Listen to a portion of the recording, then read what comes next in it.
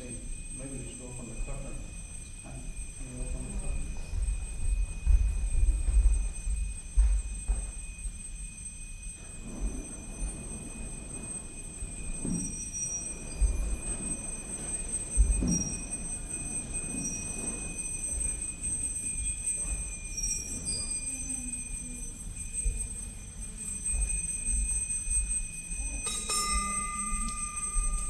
Can you see that? See?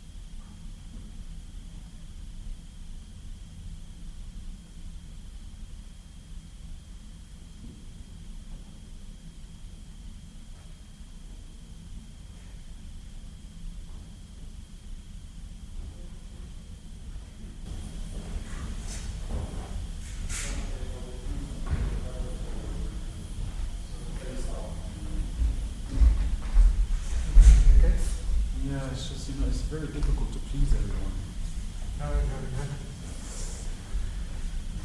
Any problems with this watch? I'm going to start. With David, can you just start saying I think the sound system's working. it's not working? We're not going to the camera. No, it's not working. Oh, wait. Then, a few more. Yeah.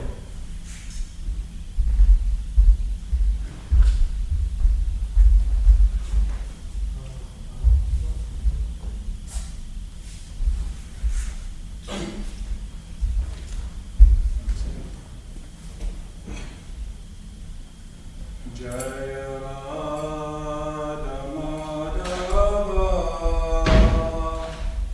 Kunja Bihari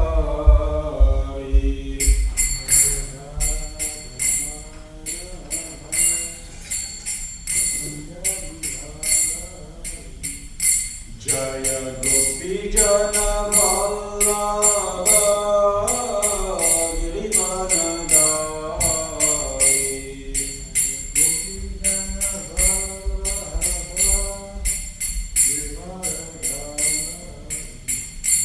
Jaya Gopi Jana Vallabha Girivaradari Jaya Gopi Jana Vallabha Girivaradari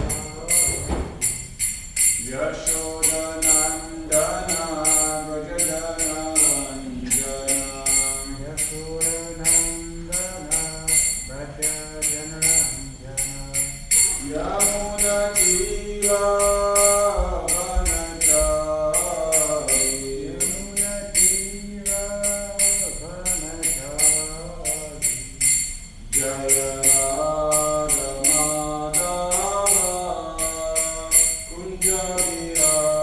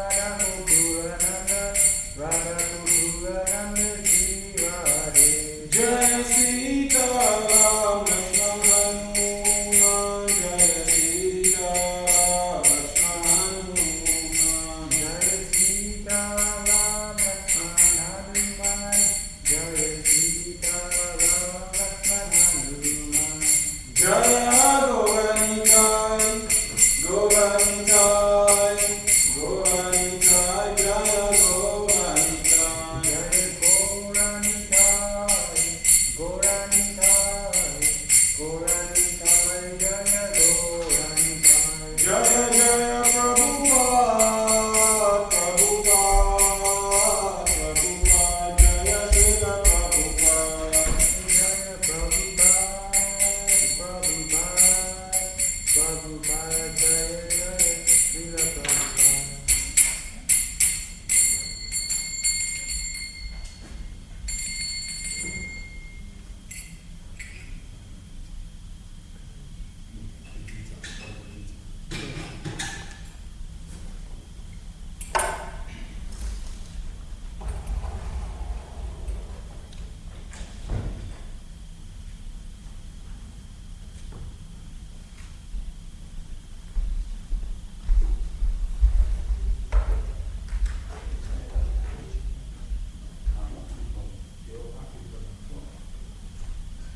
Hare Krishna, everyone.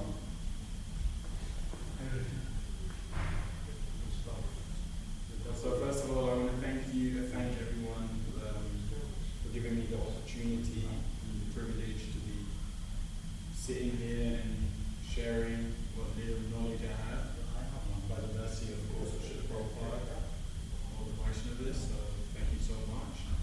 And I beg for forgiveness for anything wrong that I may say or any mistake that I may make.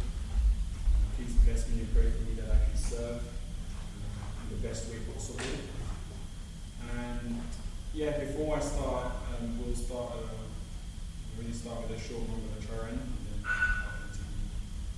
Om Jnana Timirandasya Viranjana Shalakaya Chakshurumilitam Yena Tasmai Shri Gurave Namaha Namo Vishnu Padaya Krishna Prasthaya Bhutale Srimate Bhaktivedanta Swami Namane Namaste Saraswati Deve Gauravani Pracharine Nirvishesha Shunyavadi Prashatyaya Shatarina Jai Shri Krishna Chaitanya Prabhu Nityananda Shri Advaita Gadadhara Shri Asari Gaura-Bhaktavrinda Hare Krishna Krishna Krishna Hare Hare Hare Rama Rama Hare Hare.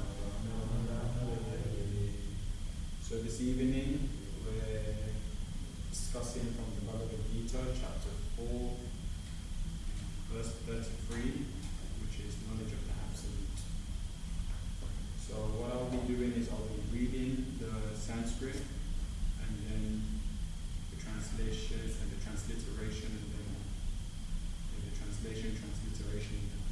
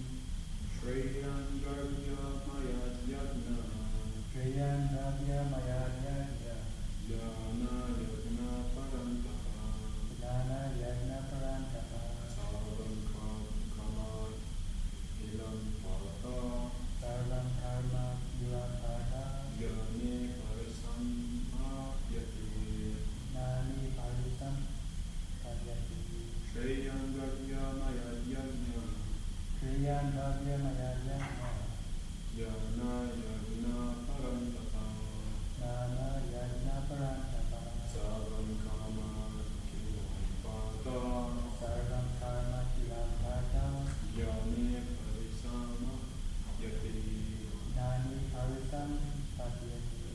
Shreyam Gavya Maya Yagna. Shreyam Gavya Maya Yagna. Yana Yagna Parantapa. Nana Yagna Parantapa. Sarvam Kama Kilam Pata. Sarvam Karma Kilam Partha. Yani Parisama Yate. Nani Parisam Yate.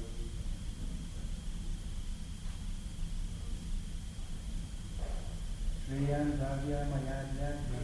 Shreyam Gavya Maya Yagna. Nana Yagna Parantapa. Yana Yagna Parantapa. Sarvam Karma Kilam Partha. Sarvam Kama Kilam Pata. Nani Parisam Yate. Yani Parisam Yate. Transliteration. Shreyan, Shreyam greater. Gravya Maya, Gavya Maya of material possessions.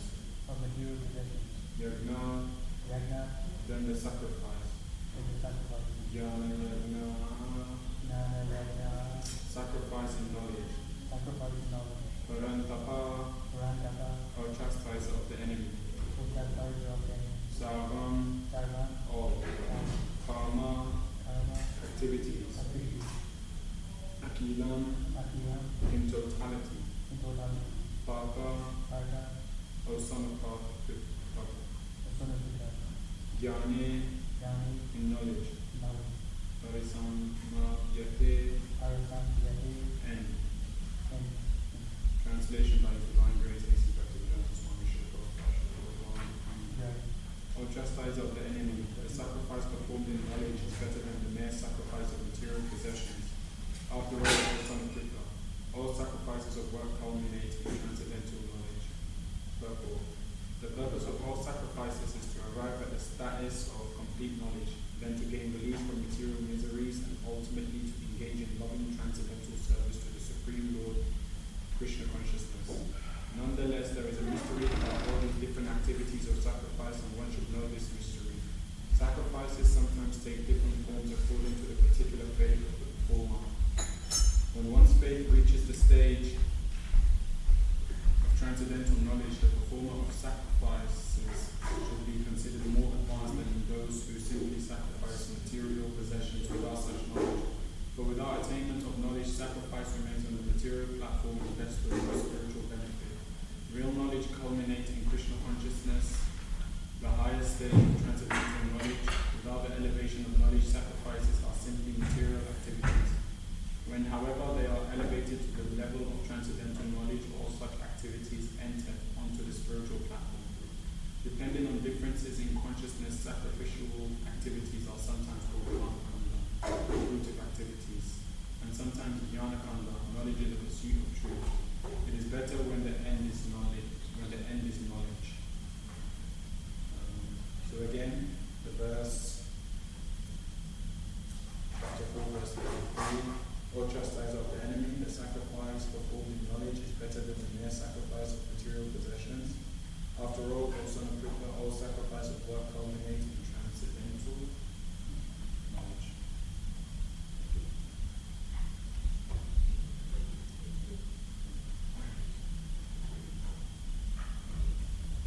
So just give me this.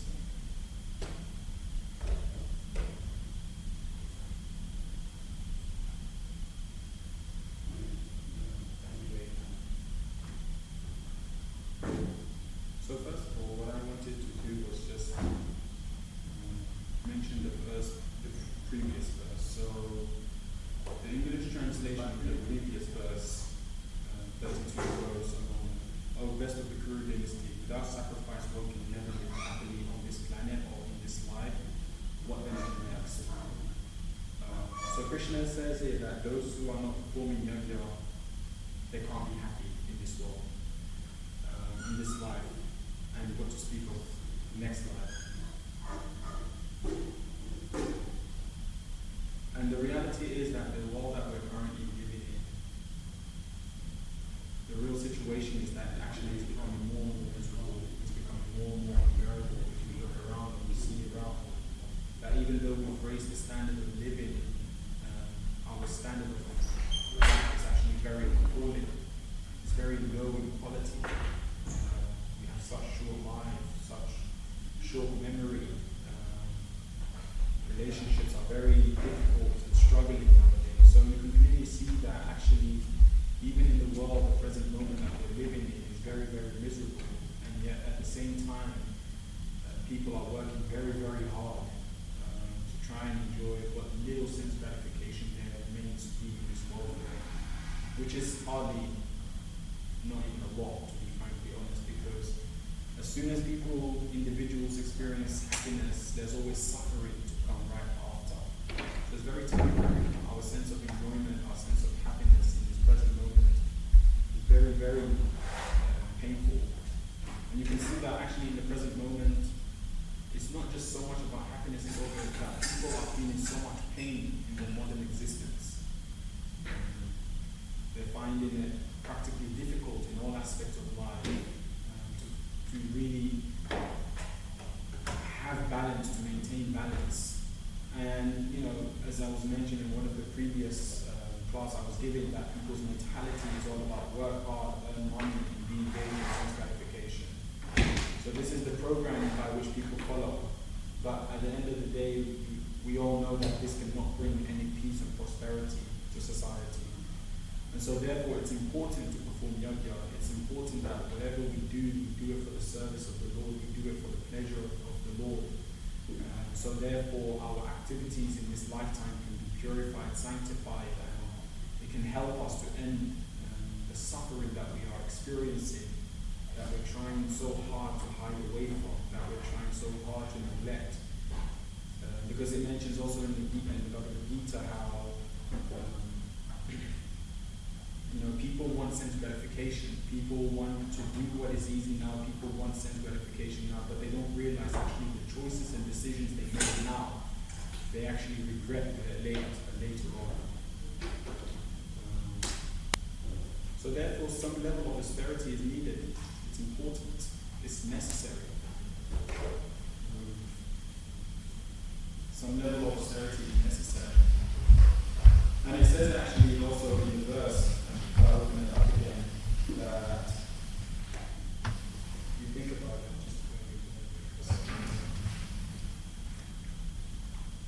It's interesting. It says, "O chastise of the enemy, the sacrifice before in knowledge is better than the mere sacrifice of material possession."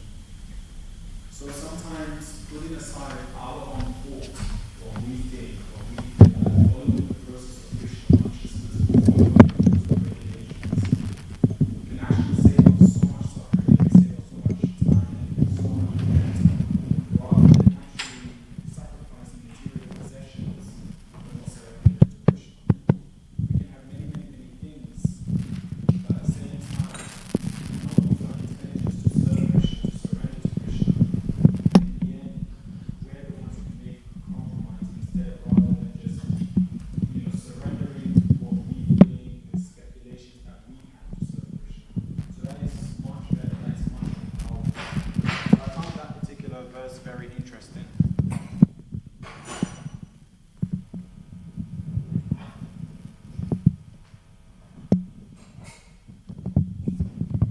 And then Krishna says that those who are not performing for them, there is no happiness even in the world, even in this life. And he says to Arjuna, "My dear Arjuna, then what to speak of the next life? Oh, next life is still more miserable." So therefore in this verse that we know, Dravya Maya Yagya, Jnana Maya Yagya means to engage oneself in the studies of the Vedas very critically.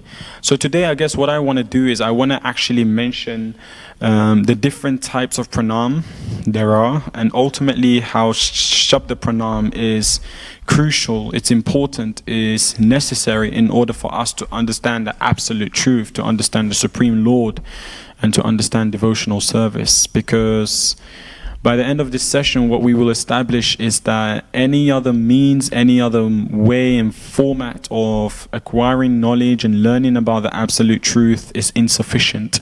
Without the mercy, without inquiring from the spiritual master, without receiving this transcendental message through parampara, through the mercy and the blessings and the instructions of the pure devotees. So this is very necessary. And we know that actually there are different kind of yogis. And ultimately, because we're practicing bhakti yoga, so therefore we're considered bhakti yogis. We're trying to practice this transcendental loving service. We're trying to render transcendental loving service. We're trying to devote our life to Krishna. So therefore, as a result, we're bhakti yogis, and we're engaged in the devotional service of the Lord.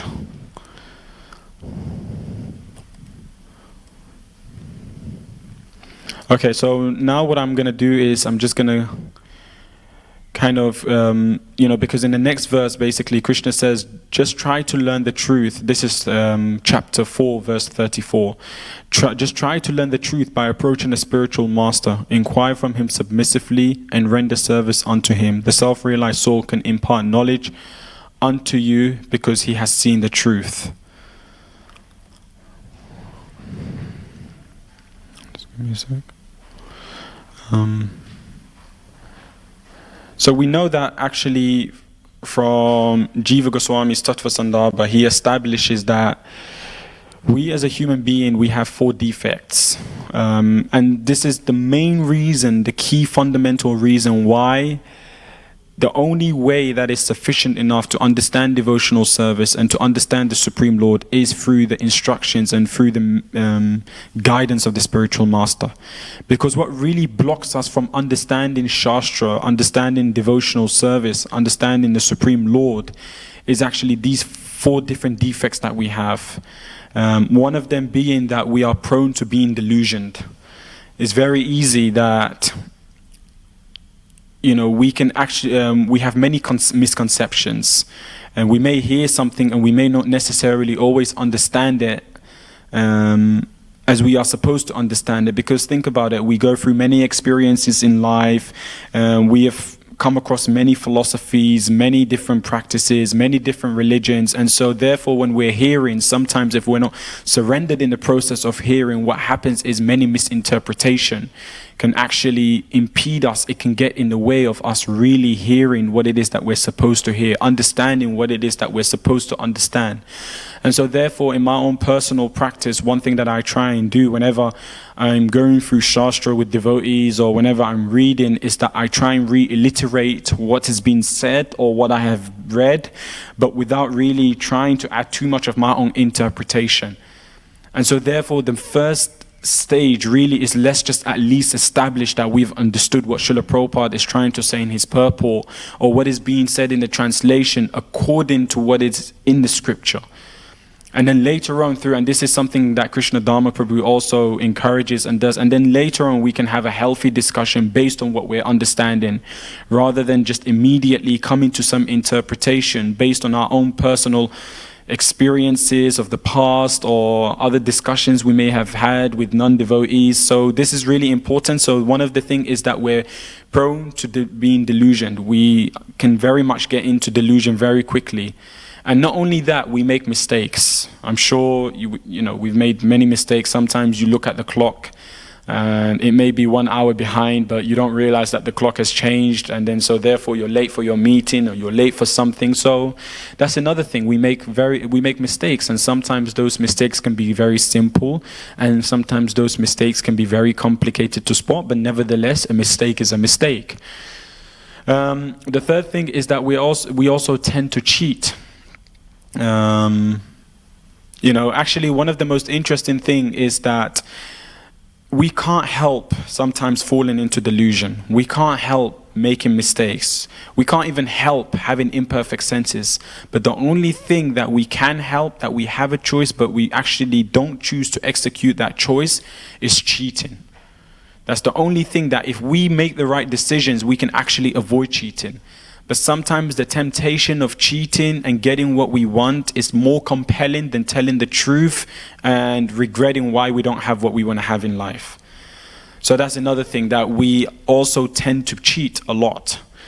And then lastly is we have imperfect senses, that we can't actually see what is going on behind a door. We can't hear from a very distant, and even if we do hear, we may not necessarily even hear what we're supposed to hear. We may actually misunderstand. So we can see that our senses are imperfect. We can see that we tend to cheat a lot. We can see that we make mistakes, and we can see that very easily we can become illusioned. So why is this so important? Because this then establishes onto my second point,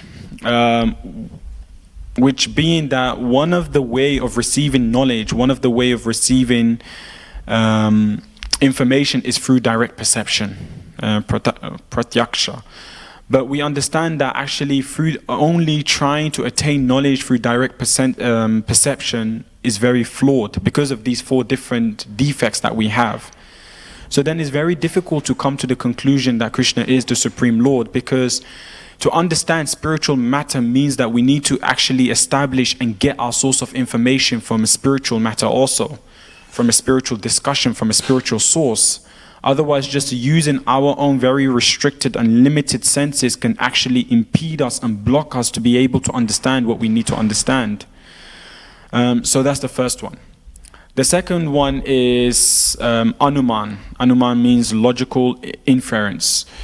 And this means that actually the instrument of knowing, the instrument of understanding, is based on facts. So like an example I would give is that, Jiva Goswami, the example he gives actually is that, okay, there is a fire on the mountain. And then when we see a fire in the mountain, we naturally think, okay, the reason is that there is a smoke. So if we're looking at the mountain and we see a smoke, we must naturally come to the conclusion that there must be a fire in the mountain. And then we come to the third conclusion, which is wherever there is a smoke, there must be a fire. So then that means even in the kitchen, if there's a smoke, it must mean that there's a fire. And then the fourth is indeed on the mountain there is a smoke, and therefore there is a fire on the mountain. So it's very restricted, as you can clearly see. And Jiva Goswami mentions how this is what is considered as the 5-step style of syllogism. That means that first you claim, so first you make a claim, and pratijana. And then the second is that the observed fact that will prove it, hetu, is stated. The third is that the general premise is stated. And what is to be proven is a fact whenever the hetu occurs. So basically what Jiva Goswami is mentioning here is that, this kind of knowledge, this kind of information, a way of attaining knowledge can also be very restricted. Because if we see a smoke, it doesn't necessarily mean that there'll always be a fire. So you can see how we can jump very quickly and very much into conclusion that may not be right, that may not be correct. So this is another way that we can understand that, because we have a very limited senses, because we have a very restricted mind, very easily we may jump onto the wrong conclusion and we may actually miss the point of Shastra based on this logical way of trying to attain knowledge. And then the third one, which is ultimately, and actually it's interesting because Jiva Goswami uses Chavaka, who denied both logic and the law of karma. And he mentions how Chavaka said, eat ghee even if you have to go into depth for it. As long as you are alive, live happily. After your body has burned to ashes, how will it ever return to this world again? So we can see that with this kind of logical understanding, is that you're trying to physically see something and physically understand something and physically perceive things. But we know that the Lord is spiritual. We know that through our restricted and limited senses, it's very difficult to see the Lord, even what to speak of experience the Lord in our life. So that leads to to the third pranam, which is Shabda pranam. And Jiva Goswami mentions how the Shabda pranam was never actually accepted by the Indian materialists and Buddhists, but Shabda pranam basically means receiving knowledge from authority. Like, okay, let's try and break this down in a simple way. That if you want to learn how to teach, you're not going to go to a lawyer, you're not going to go to a doctor, you're going to go to a teacher, because a teacher will teach you how to teach. If you want to learn how to do a surgery, you're not going to go to anyone else other than a surgeon, because they can clearly tell you how to do a successful surgery. So it just shows that what it is that you need to go to an expert, someone who has the knowledge, someone who personally has experienced, who has a personal experience in that field of area. And so same with Shastra, same with knowledge, that who better to go to, who better to seek for guidance and for instruction than the spiritual master from, the parampara, from authority that can directly give you information, knowledge and wisdom about Krishna, about devotional service, about bhakti yoga. So this is the sure way, and this is definitely and certainly the safest way to attain knowledge and be able to execute and apply that knowledge into our life. But just to mention other few different pranams there are, and also we can clearly see how limited it is. So another one is upamana. So this kind of praman, what it does is that it derives its knowledge from comparison. So I'm sure many of you have experienced in your life, sometimes, you may be giving someone a direction towards a certain place that he needs to go to, but you don't really know whether it's left or right. So you may tell them, take the corner, and then you'll see something that looks like a lamppost, whatever, that looks like an elephant or a deer, whatever. And then as soon as you see that, take that left or right. So what it is that we use comparison to relay what we're trying to relay, the knowledge, the information that we're trying to relay. So this is another way. And it's easy because when we listen to this and then we see that object that looks like whatever it looks like, immediately we kind of come to the conclusion, this is what he must have meant. And so upaman is actually a combination of both shabda and pratyaksha. So you have to, again, get that information, that source of information from the right person. And then also you need your direct perception. And so this is one of the things I wanted to establish, that sometimes we think it's just Shabda alone that will help us to make an advancement, that it's just a matter of having to receive it directly from authority, which is important, is definitely necessary, is crucial. But in combination with that, sometimes we may find that we're also in need of other pramans, pratyaksha or anuman. So it's just a combination of the different types that can help us to come to the conclusion that Krishna is the Supreme Lord, that the purpose of life is devotional service, is to please the Lord, to serve the Lord, and then ultimately to get out of this material world. Because we see it with our eyes. We see the suffering of humanity, we see the suffering of people, and yet at the same time we're trying to live longer, we're trying to live happier, we're trying to be successful. But what is success if the Lord is not within the frame, if the Lord is not the center of our life? What kind of success is that? What kind of happiness is that? It just means that it's a roadway to more suffering, to more hellish experience. So what it is that we try and utilize what pranams that we have to observe the suffering in the world, to observe the misery of the world, to observe that there is actually no hope, and the only hope there is Krishna. The only hope out of our suffering, the only hope out of this misery that we're experiencing is through taking shelter of the spiritual master and taking shelter of ultimately also Krishna. The other one is also just a moment.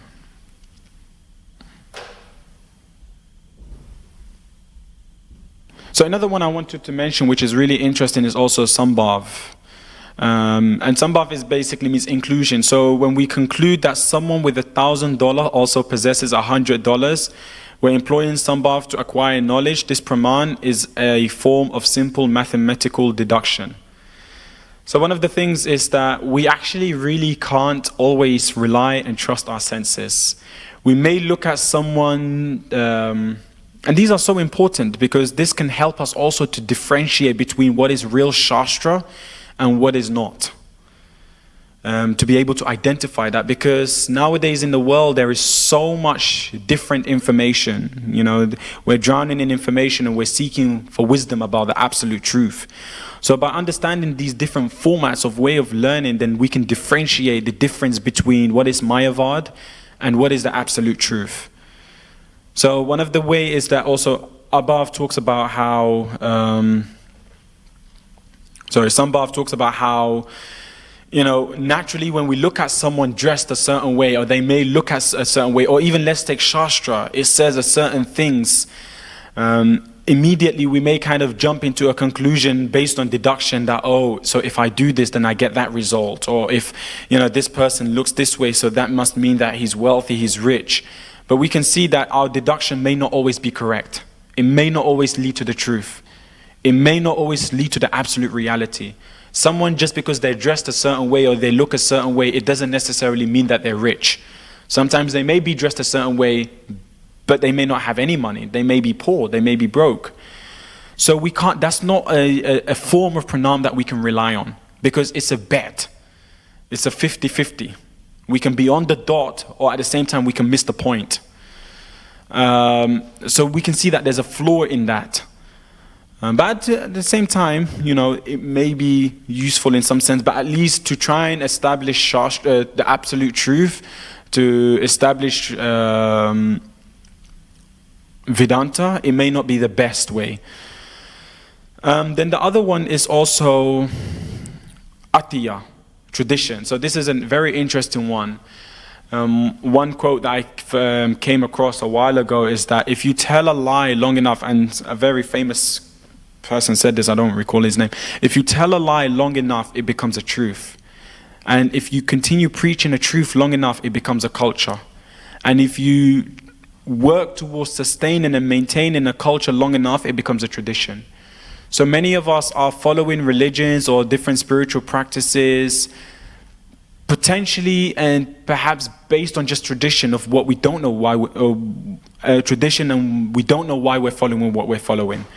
It's just that our ancestors and their ancestors and parents may have passed on a certain knowledge, a certain information, and we're following it without questioning it. And so the beauty of Krishna consciousness is that, as Srila Prabhupada said, that you've got to use your intelligence to surrender. It's not so much about, okay, my parents have told me to do this, so I need to do it. Of course, you do it, but at the same time, there comes a point, there comes an age, just even like in my own spiritual life, there comes an age when one questions, when one is inquisitive. And so therefore, it's important that their inquisitiveness is nourished.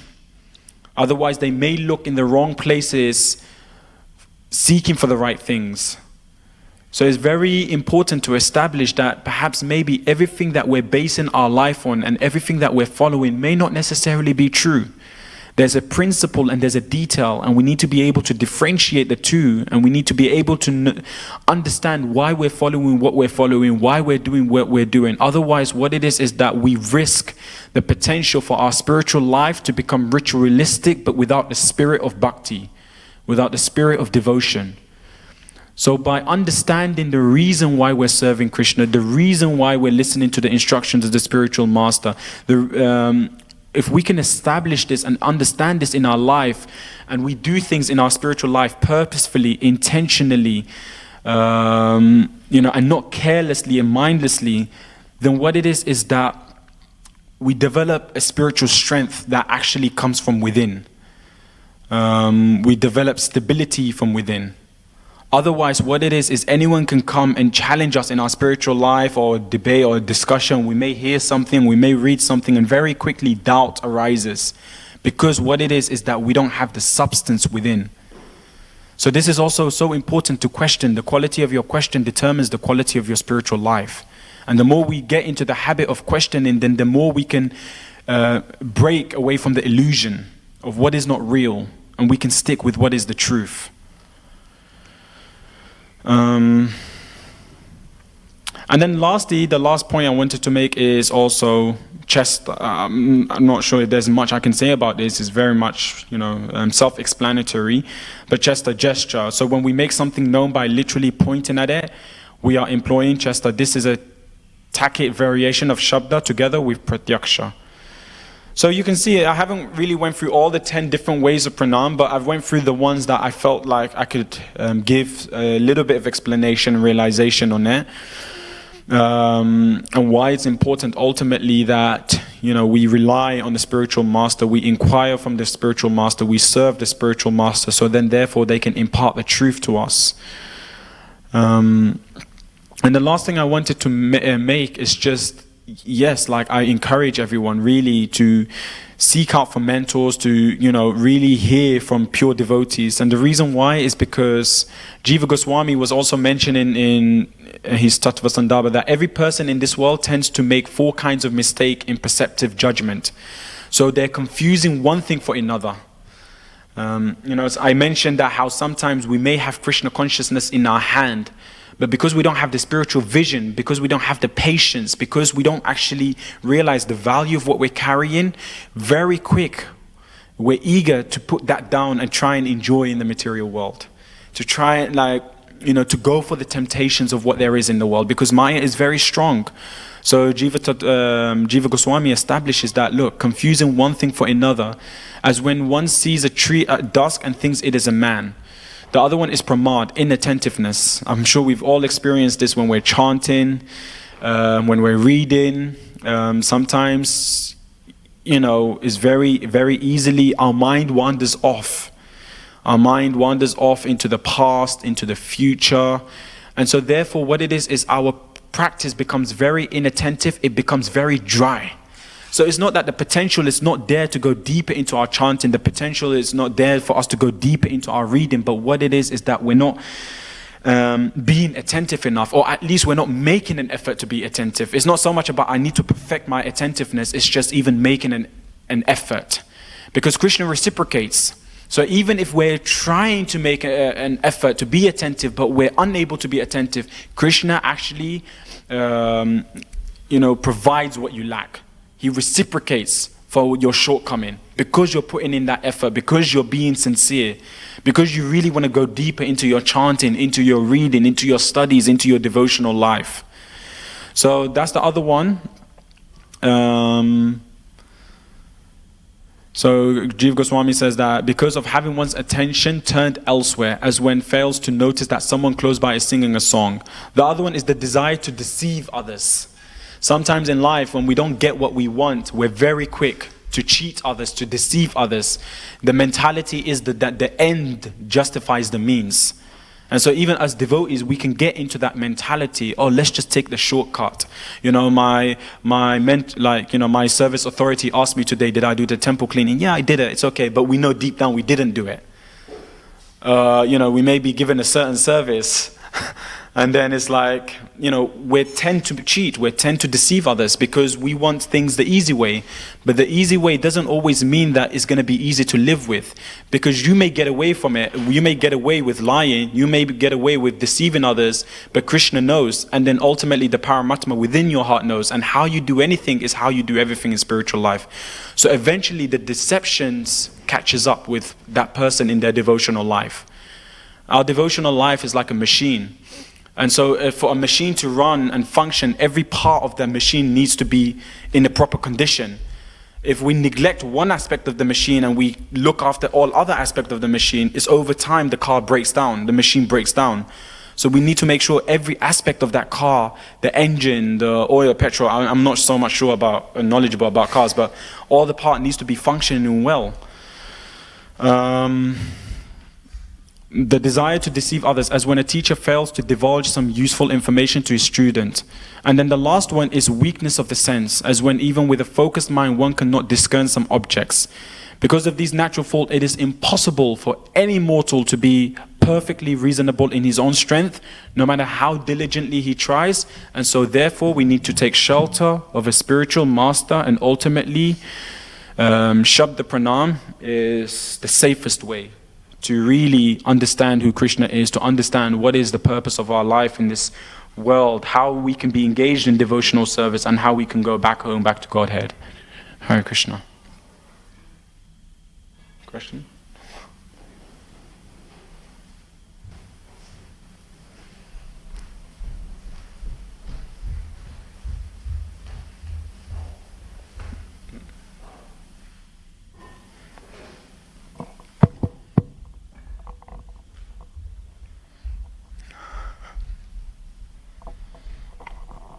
You mentioned in your talk there's Shabda, Pratyaksha and Pranam, right?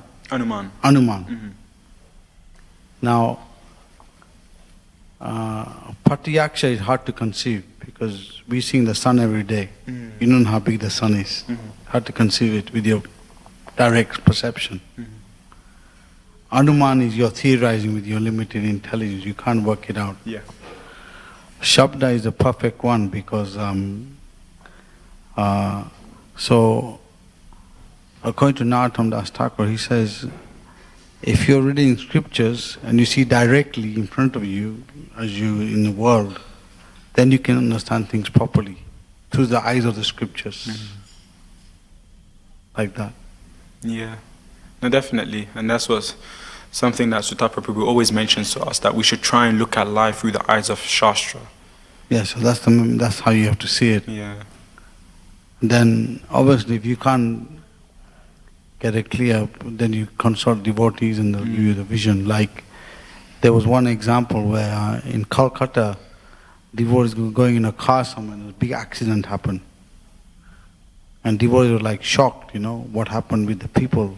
They were like splattered and finished. And Prabhupada said, this is the material energy, that's how it is, You may be shocked now, but generally the material energy is nicely packed in the body, but this is the reality on what it really is how it is, the material world is. It's a place of disasters, suffering.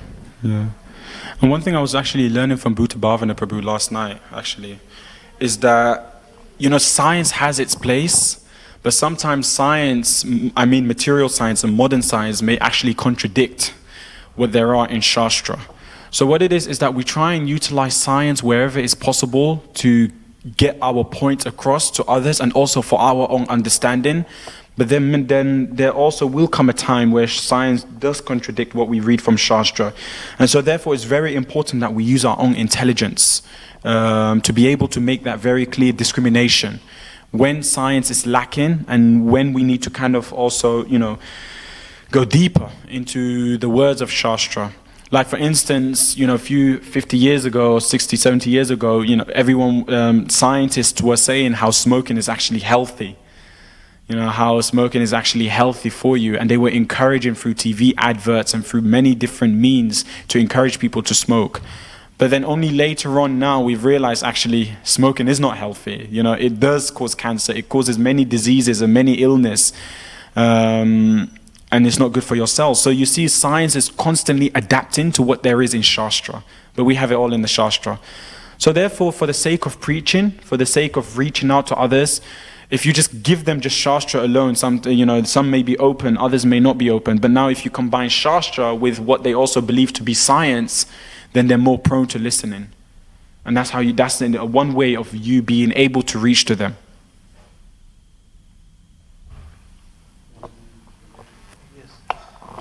Thank you for the class, Mohan Prabhu. My question is about to understand, try and get an understanding and definition of the pratyaksha. From what I've researched, it just says direct perception. Yeah. Was there a question? Yes, thank you very much, Prabhu. Well, actually Prabhupada says, only if you're a perfect teacher can you teach someone perfectly. You cannot teach someone not to stop smoking if you yourself smoke. So you have to educate people in a way that they'll give up their bad habits. Yeah. That's how you do it. Definitely.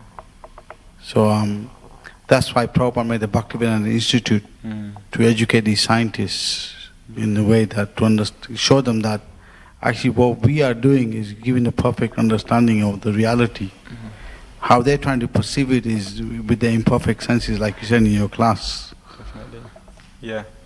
So this is the Mayapur project also. Once it gets manifest, it'll be like living scriptures. They'll come and see it. This is how it is. Oh, definitely. Thank you. Any question? Okay, Srimad Bhagavad Gita ki, Srila Prabhupada ki, Mohan Prabhu ki, back to Mohan Prabhu ki, Jai.